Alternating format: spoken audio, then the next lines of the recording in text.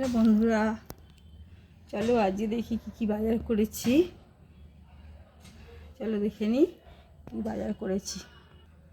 প্রথমেই নিচে এই যে তরমুজ,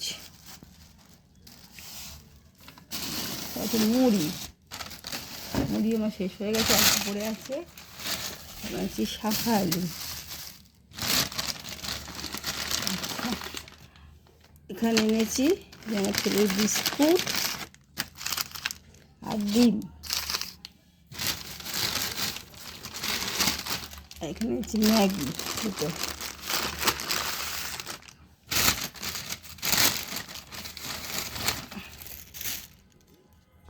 এখানে আছে লেবু, এখানে আঙুর, এটা করলা, এনেছি কলা, এটা কাঁঠালি কলা, আর এনেছি ঝিঙে, আর এখানে আছে ভেন্ডি, আর এখানে আলু পেঁয়াজ।